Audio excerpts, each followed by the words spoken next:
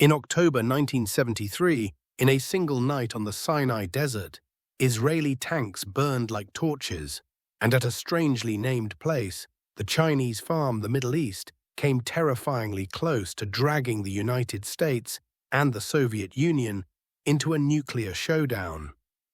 The tragic prologue to the Yom Kippur War of 1973. Egypt and Syria, a burning desire for revenge and a calculated countdown to war. On an October morning, along the western bank of the Suez Canal, Egyptian soldiers silently surveyed the Israeli defenses across the water. It had been 6 years since the humiliation of the 1967 Six-Day War, and both Egypt and Syria burned with a collective desire to reclaim their lost territories and national pride. For Egyptian President Anwar Sadat, erasing the stain of defeat was not just symbolic, it was essential to Egypt's future. Reclaiming the Sinai Peninsula became a national mission. After fruitless peace overtures, including a rejected 1971 proposal to Israel, Sadat concluded that only a military strike could jolt the world into acknowledging Arab grievances and reopen negotiations. Sadat knew Egypt could not defeat Israel outright, but a limited victory enough to shake the myth of Israeli invincibility could reshape international diplomacy and revive Arab morale. Meanwhile, Syrian President Hafez al-Assad shared the same determination to reclaim the Golan Heights. Quietly, Egypt and Syria forged an alliance to launch a synchronized assault designed to split Israeli forces and force them to fight on 2 fronts. They chose October 6, 1973, Yom Kippur, the holiest day in Judaism, which coincided with Ramadan, to ensure complete surprise. Behind the scenes, years of preparation unfolded under the watchful support of the Soviet Union, the USSR, eager to counter U.S. influence in the Middle East, rearmed Egypt and Syria with staggering volumes of military equipment. MiG fighters, thousands of T-54-55 and T-62 tanks, mobile artillery, and most importantly, advanced surface-to-air missile SAM systems.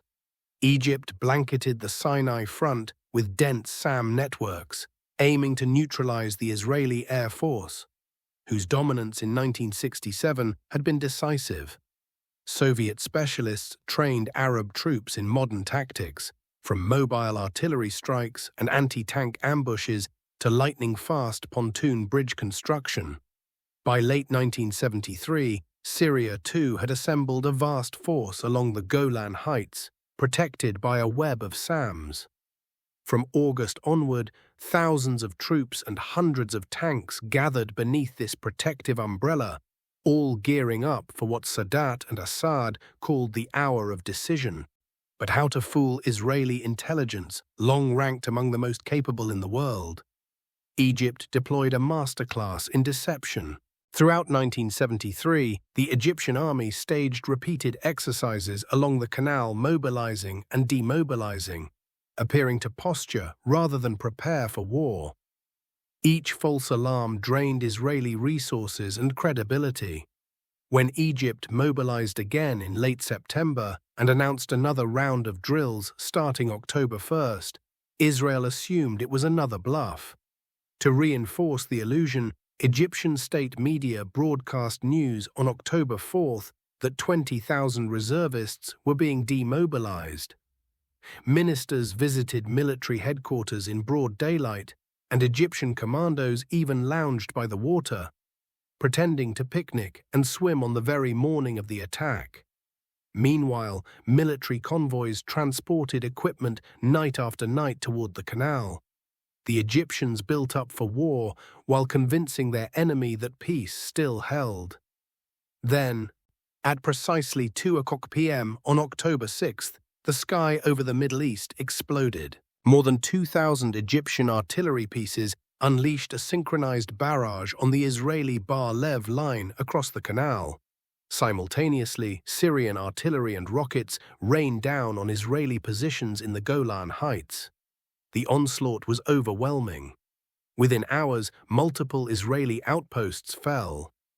Egyptian soldiers planted their flag atop bunkers still smoldering from direct hits. Syrian armored divisions surged through the thin Israeli lines in the north, catching defenders off guard. The Yom Kippur War had begun not as a slow build-up, but as a thunderclap. Israel, hubris, missed warnings, and a nation caught off guard. The aftermath of Israel's 1967 victory had birthed a dangerous illusion that the Arabs would never dare strike again. This belief, enshrined in the Conceptia doctrine, dominated Israeli military and political thinking for years. It argued that Arab armies had neither the courage nor the capacity to attack. Israeli intelligence and leadership became prisoners of this narrative. But warning signs mounted throughout 1973. In April and May, Israeli surveillance detected large Egyptian forces assembling near the canal, along with anti-aircraft defenses and bridge-building equipment.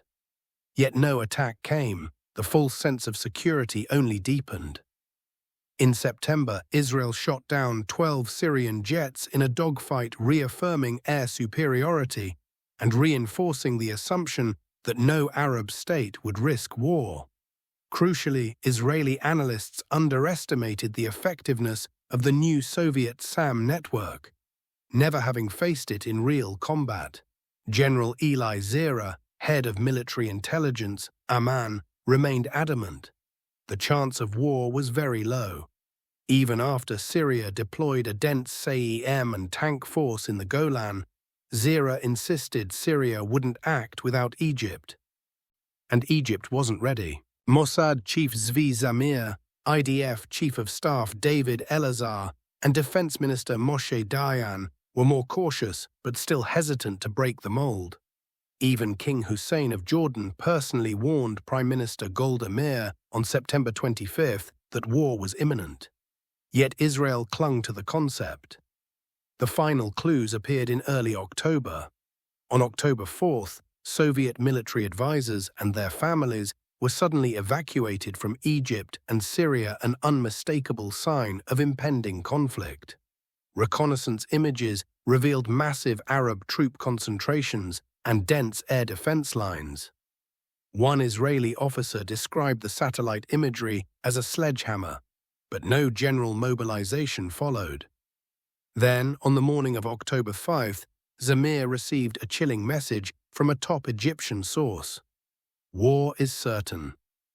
Later called the best human intelligence ever received, it was a warning too precise to ignore. Zamir flew to Europe that night to confirm the details, while Zera in Tel Aviv still refused to sound the alarm without absolute proof. At dawn on October 6th, the final message arrived. War would erupt that afternoon. Chief of Staff Elazar pushed for a preemptive strike, but Meir said no. Launching first, she feared, would isolate Israel diplomatically and jeopardize U.S. support. Instead, Israel would absorb the first blow.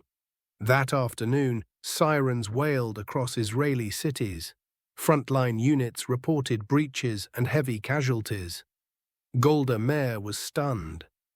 Moshe Dayan, once the confident face of victory, fell into despair, murmuring about the fall of the Third Templar, a metaphor for the collapse of the state.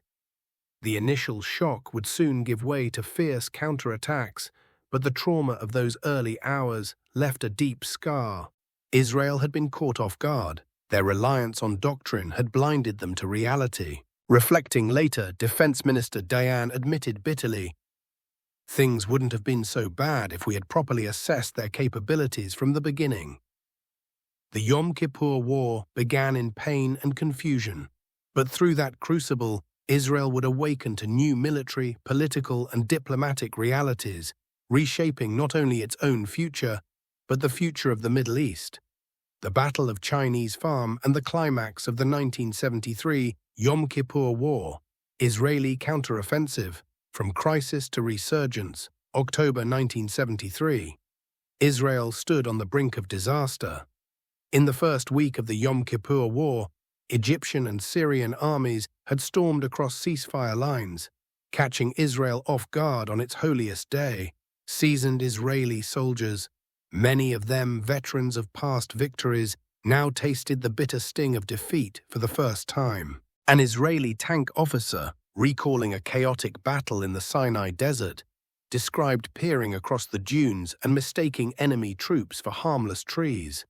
One of my armored commanders radioed back in a terrified voice, "My God, those are not trees, they're men," he remembered. In the next instant, the sky seemed to collapse as a barrage of Egyptian anti-tank missiles streaked toward the Israeli columns. "We had never faced an attack like that," the officer said, his voice shaking at the memory. Israeli crews watched in horror as explosions tore into their ranks, tanks erupting in flame one after another. By the fourth day of fighting, the mood in the Israeli high command was grim. Egyptian forces had overrun the Bar-Lev line fortifications along the Suez Canal and advanced deep into the Sinai Peninsula. Across the northern front, Syrian armored divisions threatened to break through on the Golan Heights. Israeli losses mounted at an alarming rate. In those first days, nearly 50 Israeli aircraft had been shot down and close to 500 tanks knocked out or abandoned. The generation of Israeli fighters who had grown up only knowing victory was now engulfed in despair and disbelief. Major General Ariel Sharon, a hero of previous wars, later reflected on that desperate moment. These were soldiers raised on our past victories, a generation that had never tasted defeat. Now they were dealt a crushing shock. How could it be that the Egyptians had advanced and we were being beaten? The unthinkable seemed possible if the Egyptian onslaught could not be contained. Israel itself might be overrun. In Tel Aviv, panic gripped the government. Defense Minister Moshe Dayan, his trademark eye patch shadowing an ashen face, warned Prime Minister Golda Meir of impending catastrophe. In a hushed meeting on October the 9th, Dayan went so far as to raise the specter of last resort options. He grimly suggested preparing Israel's doomsday weapons, including a dozen nuclear warheads, for possible use should their homeland face annihilation. Golda Meir's heart sank at this dire proposal. She refused to consider unleashing such devastation unless absolutely everything was lost. Instead, Meir reached out to the United States, pleading for urgent aid to turn the tide. The American president, Richard Nixon, agreed to help. His national security advisor and Secretary of State, Henry Kissinger, also saw a larger danger. If Israel collapsed under a Soviet-armed Arab offensive, it would be a geopolitical disaster for the West. Washington swiftly approved a massive emergency resupply effort. Within days, U.S. cargo planes began roaring into Israeli airfields in Operation Nickel Grass, delivering $2.2 billion worth of tanks, jets, ammunition and supplies. Aerial tankers and giant Galaxy transports offloaded 20,000 tons of materiel by air, while ships rushed another 33,000 tons by sea.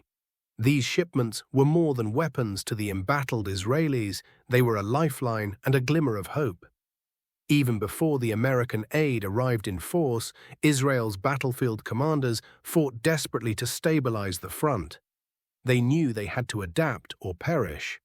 The bold but rash counterattacks of the war's first weekend armored charges launched without air or infantry support had ended in disaster, with burning Israeli tanks littering the sands. Now Israeli generals urgently revised their tactics. Rather than pounding headlong into Egypt's wall of fire, they began to strike at the flanks of the Egyptian penetration. Israeli tank crews learned to stay at a distance and use their mobility.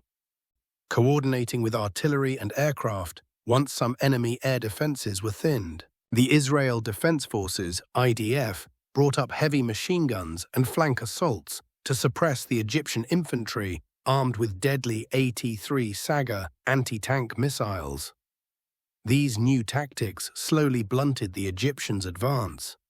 The Egyptian forces, who had pushed roughly 15 kilometers beyond the Suez Canal into Sinai, started to lose momentum as the Israelis found their footing. Tank duels still raged in the desert, but the headlong tide of Egypt's assault was contained. For the first time, rays of hope pierced Israel's darkest hour. Still, the situation was extraordinarily perilous. Egypt's President Anwar Sadat had achieved his initial objective. Egyptian boots stood on the Sinai again, reclaiming, as he proudly put it, at least 10 centimeters of their land that had been lost in 1967. Now the war was poised on a knife's edge. The Israelis prepared to mount a bold counter-offensive that would either turn the war around or break them completely. Unbeknownst to the Israelis, President Sadat had another strategic card in play. As Israel regained its balance on the battlefield, an economic shockwave rolled across the globe. From the outset of war, Sadat had coordinated with Saudi Arabia and other oil-rich Arab states to use the oil weapon if Western nations intervened too openly on Israel's side. When American C-5 Galaxy transports started unloading tanks for Israel, the Arab oil ministers made their move. They announced an embargo, cutting off petroleum exports to the United States and Europe, any countries seen as backing Israel. Almost overnight, the price of crude oil began skyrocketing. Within months, it would quadruple from pre-war levels, sending tremors through the world economy. Long lines formed at gas stations in western cities, stock markets wavered. For the first time, the immense leverage of Middle Eastern oil was being used as a political weapon. Sadat's gambit was paying off. The war was no longer confined to the front lines. It was reshaping global power balances and pressuring the Western world to push for a quick end to the fighting. Against this backdrop of worldwide tension, Israeli forces in Sinai steeled themselves for a critical battle that would decide the war's outcome. They were about to launch a daring and risky counterattack, one that would pivot around a ferocious clash at a place called the Chinese Farm. The Battle of Chinese Farm, 4 days of blood and fire. In the moonless desert night of October 15, 1973, columns of Israeli tanks and paratroopers crept forward toward an eerie landmark on the east bank of the Suez Canal. Scattered across the sand stood rusting irrigation pumps and equipment labeled with foreign lettering that Israeli soldiers mistook for Chinese script, thus the area's strange nickname, the Chinese Farm. In reality, it was an abandoned Egyptian agricultural research station. Now it was about to become the crucible of the war, a killing ground lit by fireballs and tracers, where both sides' courage and desperation would be pushed to the limit. The Israeli counteroffensive Operation Stout-Hearted Men was underway. After days of stalemate, Israel had identified a weak point between the Egyptian Second and Third Armies, near the Bitter Lake, along the Suez Canal. The plan was audacious. Israeli forces would punch through the Egyptian lines at the Chinese Farm area, then throw bridges across the canal, allowing their troops to cross into Egypt proper. If it succeeded, the IDF would appear like a specter in the Egyptians' rear, potentially encircling the Egyptian armies that were still facing east in Sinai. If it failed, Israel might well lose the war. Every soldier in the attacking force felt the weight of that moment. Leading the charge was Major General Ariel Sharon's 143rd Armored Division, reinforced by elite paratroopers. Meanwhile, Major General Avraham Bren Aden's 162nd Armored Division prepared to join once a bridgehead was secure. Under the cover of darkness, Sharon's troops surged forward. They moved silently past burning hulks of tanks from earlier battles, the smell of charred metal and cordite still heavy in the cold night air.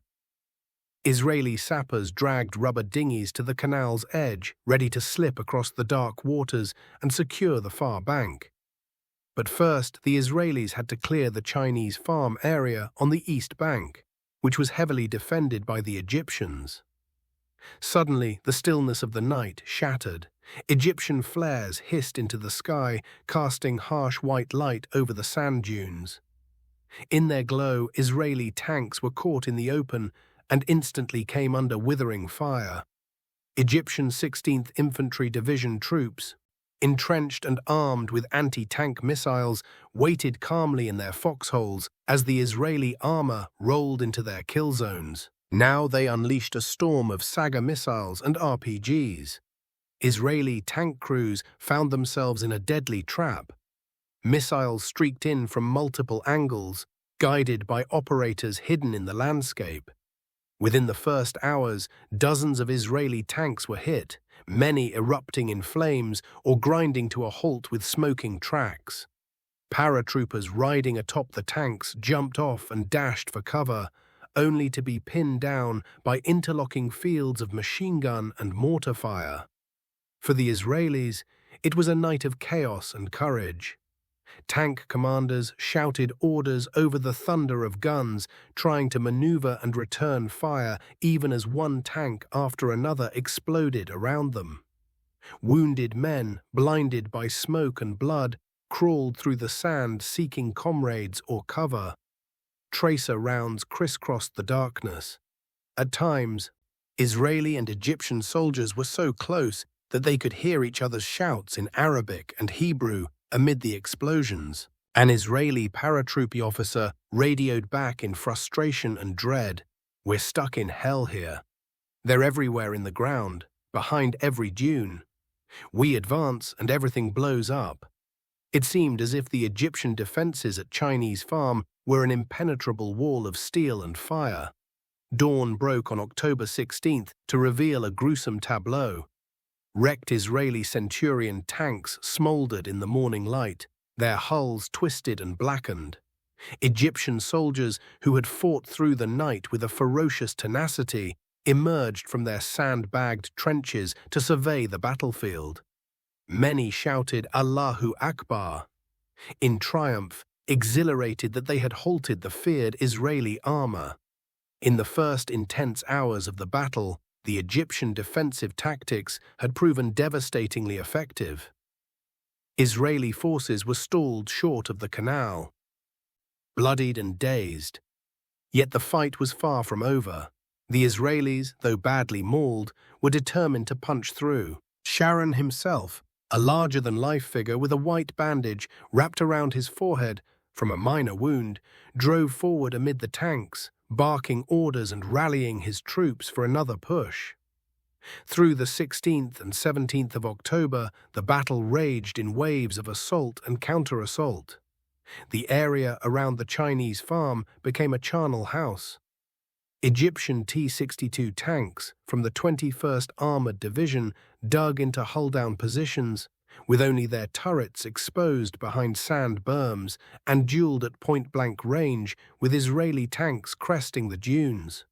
Egyptian infantry, equipped with sagas, continued to stalk Israeli armor, sometimes letting tanks pass and then firing at their thinner rear armor.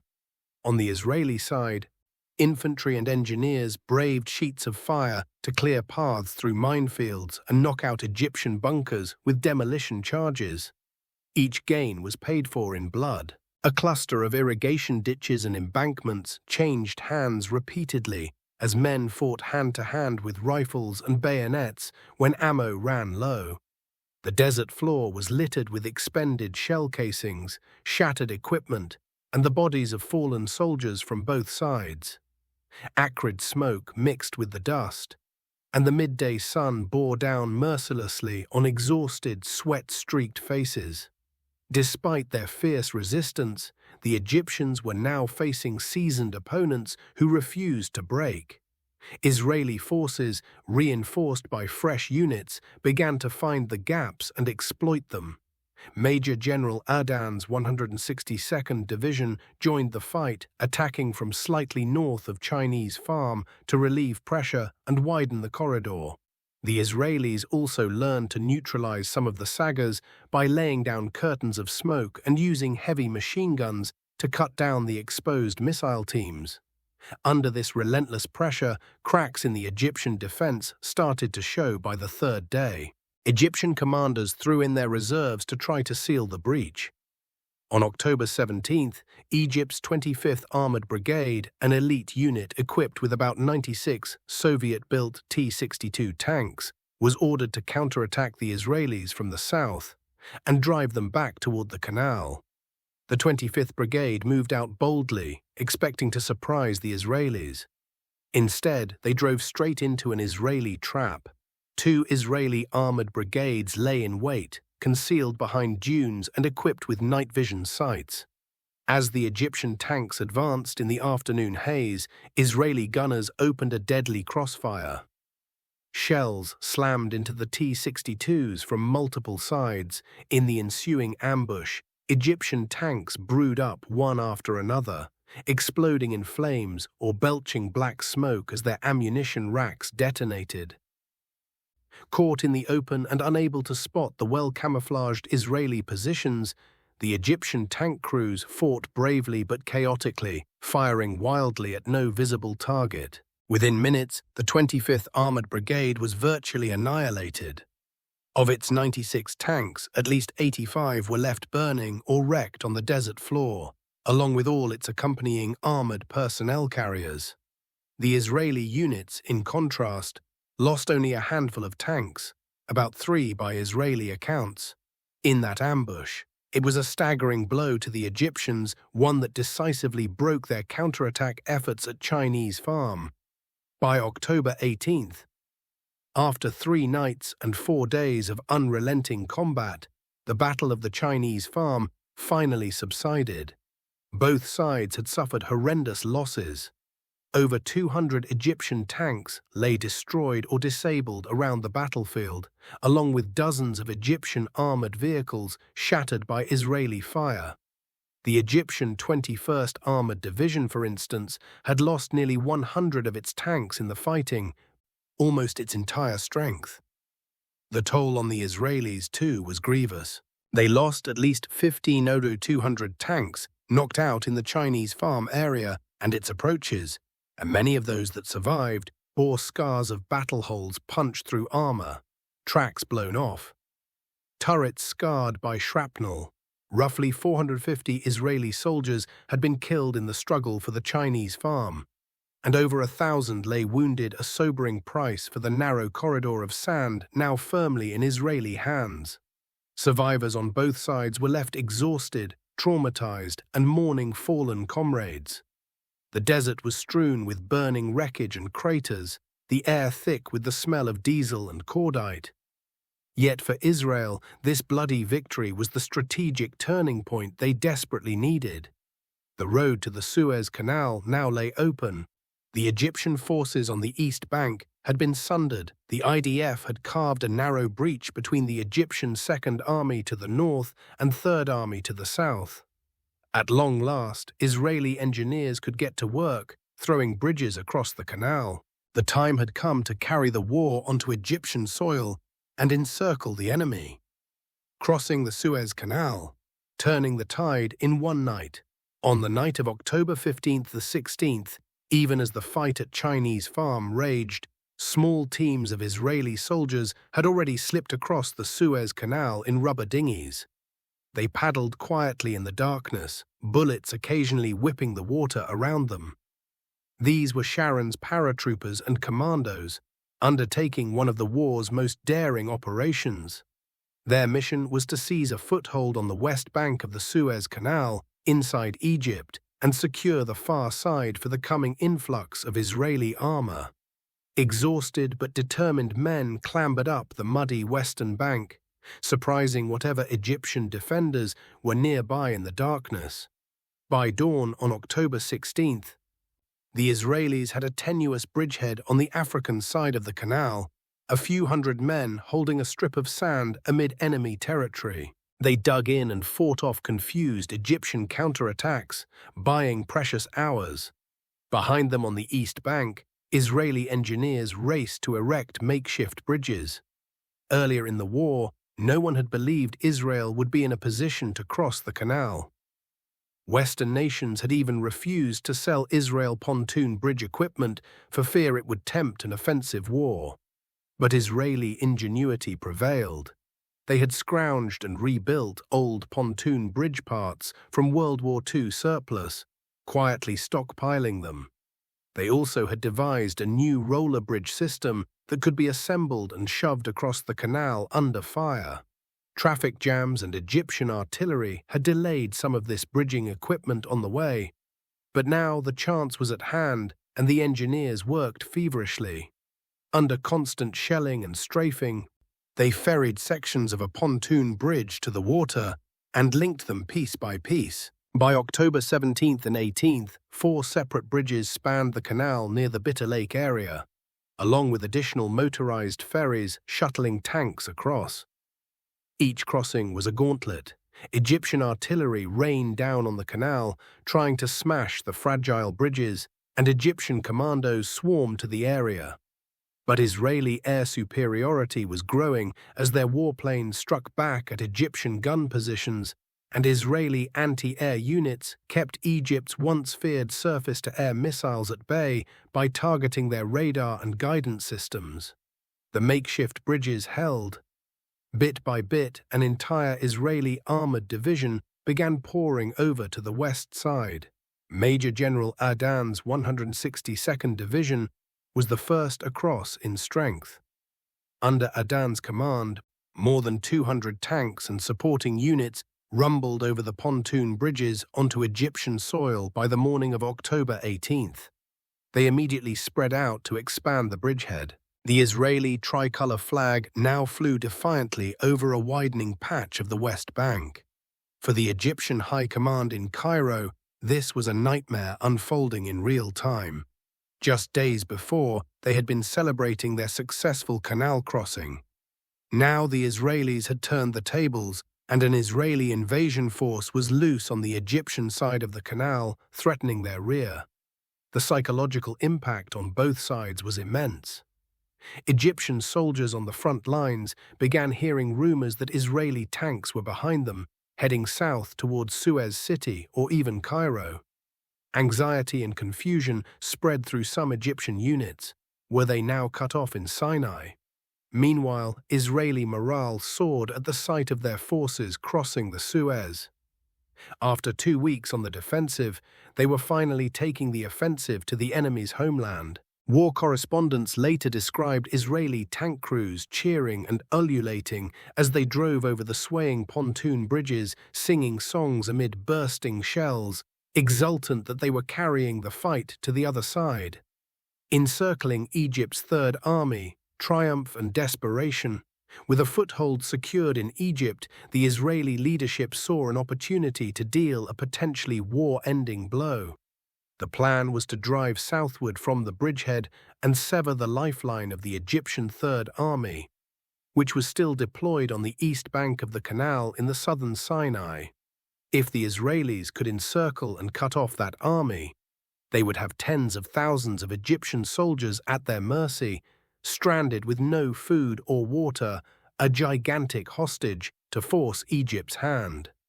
On October 19th, General Avraham Adan's armored columns pivoted south and began a thunderous advance along the western bank of the Suez Canal. Adan moved methodically, with about 200 tanks and mechanized infantry protecting his flanks.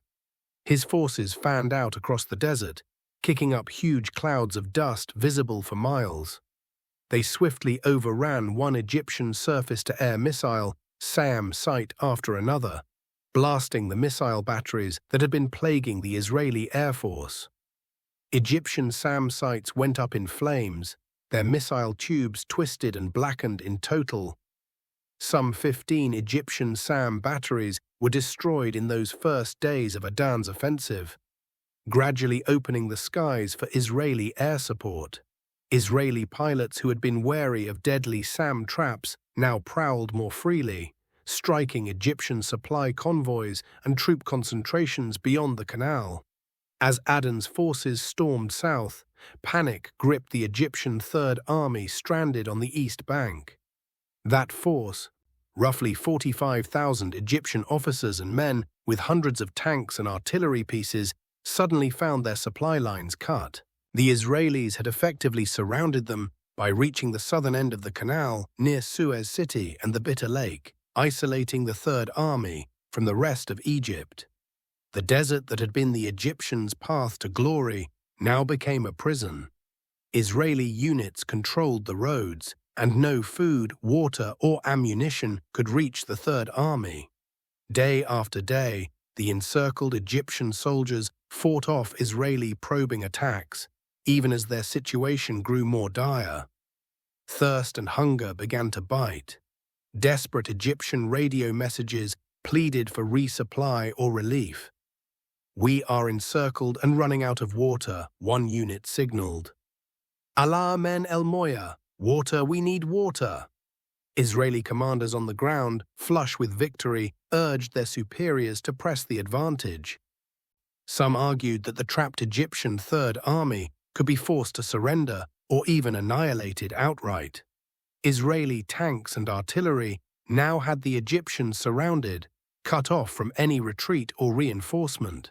Within a few more days, without supplies, the Egyptians in Sinai might be compelled to lay down their arms. Triumph seemed within Israel's grasp a fitting vengeance for the trauma of the war's early days. But even as Adan's brigade sped toward Suez City and encircled the foe, critical developments were unfolding at the highest levels of international diplomacy.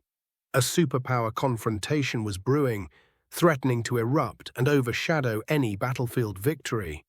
The Israelis found themselves walking a tightrope. They yearned to finish off the enemy before them, but they could not afford to trigger a global crisis that might spiral out of control. The fate of the Third Army, and indeed the outcome of the war, would now be decided as much in Washington and Moscow as in the sands of Sinai. Superpower showdown, the US-Soviet crisis. On October 22, 1973, the guns were supposed to fall silent. Bowing to intense international pressure, the United Nations Security Council passed Resolution 338, calling for an immediate ceasefire. Exhaustion was setting in on both sides after over 2 weeks of brutal combat. Egypt's President Sadat, seeing his Third Army in mortal peril and his grand offensive now backfiring, was looking for a way out. Just days earlier, as the Israeli bridgehead began expanding, Sadat had confided to his aides with sober realism, "I know my capabilities. I have no intention of fighting all of America." He knew that with unlimited US supplies, Israel was becoming an unstoppable force. Thus, Sadat signaled willingness to accept a ceasefire, and so did the Israeli government, at least on paper. Both nations formally agreed to the UN's call to stop fighting as of the evening of October 22nd. Yet, in reality, the fighting did not stop so easily. On the battlefield, neither army fully trusted the other to halt, and each sought to improve its position before the ceasefire truly took hold. The Israelis, smelling the scent of victory in the air, were especially reluctant to freeze the lines before finishing what they had started. In those tense days, Israeli forces continued advancing, even after the official ceasefire time, tightening their ring around the Egyptian Third Army and seeking to capture the last strategic points. They pushed further south along the Red Sea coast and westward into Egypt to widen their salient. In response, isolated battles flared anew as desperate Egyptian units fought to keep corridors open. The ceasefire frayed almost immediately. President Sadat grew alarmed. His Third Army remained cut off and in danger of collapse if the Israelis refused to let supplies through.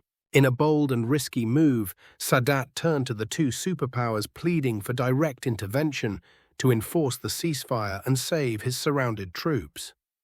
He proposed that American and Soviet contingents jointly send peacekeeping forces into Sinai to separate the combatants and guarantee that the ceasefire would be respected. Sadat's gambit was as much political as military. By inviting both Cold War rivals in, he calculated that each would restrain the other, and neither could afford to refuse without losing influence in the Arab world. The reaction in Washington and Moscow was electric. The Soviets, under leader Leonid Brezhnev, were Egypt's patrons and were increasingly distressed by the sudden reversal of fortune. Brezhnev sent a blunt message to U.S. President Nixon. If the United States would not cooperate in saving the Egyptian Third Army, the Soviet Union would consider taking appropriate unilateral steps. In essence, Moscow hinted it might send its own troops to Sinai to rescue the Egyptians or enforce peace, a move that could bring Soviet and Israeli forces into direct conflict. The White House was aghast at this prospect. To American eyes, it looked like a direct Soviet threat to intervene militarily in the Middle East. Memories of the 1962 Cuban Missile Crisis resurfaced that same ominous feeling of staring over the precipice into a possible superpower clash.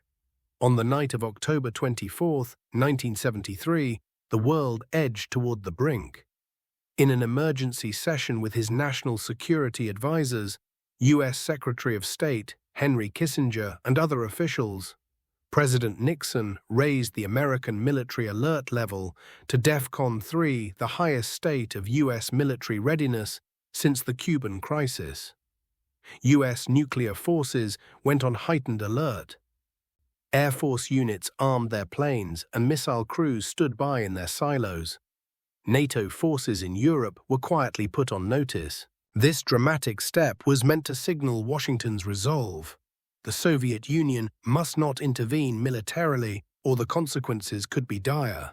It was a chilling moment. For the second time in a decade, the world faced the real possibility of a US-Soviet confrontation spiraling into nuclear war, all because of a regional conflict in the Middle East. Luckily, cooler heads prevailed. Furious diplomatic activity between Washington and Moscow continued through the night and into October 25th. Kissinger, who had been shuttling between capitals, urgently negotiated with the Soviets to find a way out of the standoff. Neither superpower truly wanted a direct conflict. Compromise was reached. Both the US and USSR agreed to send observers under the UN flag instead of combat troops, and to pressure their respective allies to adhere to the ceasefire. In the end, the crisis was diffused. The Soviet Union backed down from any immediate unilateral intervention, and the United States lowered its alert status after a few tense days. Historians would later judge that this had been one of the most dangerous flashpoints of the entire Cold War, a moment when a regional war nearly dragged the superpowers into open confrontation. Ceasefire and aftermath, a Pyrrhic victory and a new order. By late October, the guns at last fell, mostly silent, across the Sinai and the Golan Heights. On October 28, 1973, under heavy American pressure, Israel finally consented to allow emergency food, water, and medical supplies to reach the encircled Egyptian Third Army. The trapped Egyptian soldiers, who had been holding out with dwindling rations, gratefully received the convoys of relief. An uneasy truce was taking hold. A day later, on October 29th, the last desultory firefights on the Syrian front also ceased, as Syria grudgingly accepted the reality of the ceasefire, although Damascus would refuse to formally sign any agreement for years to come. The war that had begun on Yom Kippur 3 weeks earlier was effectively over. It took several more weeks of negotiation to formalize the ceasefire lines. Finally, on November 11, 1973, in the Kilometer 101 talks along the Cairo-Suez Road, Egypt and Israel reached a disengagement understanding facilitated by Kissinger's patient diplomacy. This preliminary accord, essentially a solidification of the ceasefire, was signed by Egyptian and Israeli officers. Sadat and the Israelis gave their blessing, though Syria pointedly did not join in any agreement. The Egyptian Third Army remained stranded but intact, its honor saved by not having to surrender, and Israel refrained from advancing further or destroying it. The two sides began to exchange prisoners of war and tend to their wounded and dead. The Yom Kippur War had come to a halt, but its consequences were only beginning to unfold. When the dust settled, Both sides could hardly recognize the scale of destruction left behind. The conflict of October 1973 proved to be the largest tank battle and one of the bloodiest wars since World War II. The statistics of loss were staggering. Egypt and Syria together suffered an estimated 60,000 casualties, killed and wounded in those few weeks of fighting. They also lost over 2,000 tanks destroyed, along with hundreds of artillery pieces and armored vehicles. The Israelis, while victorious on the battlefield, paid a painful price as well. Fewer in absolute number, Israeli casualties were around 10,000 to 12,000, including over 2,500 killed, a tremendous toll for a small nation. The IDF lost roughly 8,000 and 1,000 tanks, knocked out or heavily damaged across both fronts, and hundreds of armored personnel carriers and other vehicles. Dozens of Israeli fighter jets and helicopters were shot down. Egypt alone had downed at least 110 Israeli aircraft in Sinai, about 1/4 of Israel's entire air force at the time. The Sinai Desert and Golan Heights were littered with the burned-out carcasses of Centurions, T-54s, Pattons, T-62s, the grave markers of a war of attrition that had devoured men and machines at a fearsome rate. Amid this wreckage lay perhaps the most significant casualty for Israel: the loss of its aura of invincibility. Tactically and territorially, Israel ended the Yom Kippur War in a superior position. Its forces were deep in Egypt, menacing Cairo at a distance of barely 100 kilometers, and they had also pushed back the Syrians and even occupied a salient of Syrian land near the capital Damascus. They advanced to within 40 kilometers of Damascus before stopping. But the early days of the war had shown that Israel could be caught off guard and bloodied. The psychological blow to the Israeli public was profound. In the war's initial phase, the very existence of the nation had felt imperiled. Mothers and fathers had feared another Holocaust as Arab armies closed in. Although Israel's counterstrike had averted disaster, public confidence in the country's leadership was shaken. A commission of inquiry, the Agranat Commission, later investigated the failures and lapses that led to Israel being surprised on Yom Kippur. It concluded that several top leaders in the military and intelligence establishments had been negligent, utterly unprepared for the war that almost destroyed them. The Israeli people's sense of betrayal translated into political upheaval. By 1974, Prime Minister Golda Meir resigned under public pressure, as did Defense Minister Moshe Dayan. The very figures who had led Israel to victory in 1967 were now held responsible for the near disaster of 1973. The war had toppled idols and reshaped Israeli politics, paving the way for a new generation of leaders and a more cautious, humble national outlook. From the Arab perspective, the war ended in a paradox. On one hand, militarily Egypt and Syria had been beaten back. Israel held more territory at the end of the war than at the start. Israel's flag now waved on the Suez's west bank and additional Syrian land. Yet October 1973 was widely hailed in the Arab world as a kind of psychological redemption. The early Egyptian successes crossing the Suez Canal, smashing the Bar-Lev line, and bloodying the vaunted IDF restored Arab honor and shattered the myth of Israeli invincibility. For Egypt especially, the war was a strategic stepping stone. President Sadat could rightly claim that the Egyptian army had fought bravely and had avenged, to a degree, the humiliation of 1967. This new credibility allowed Sadat to later undertake a bold diplomatic initiative.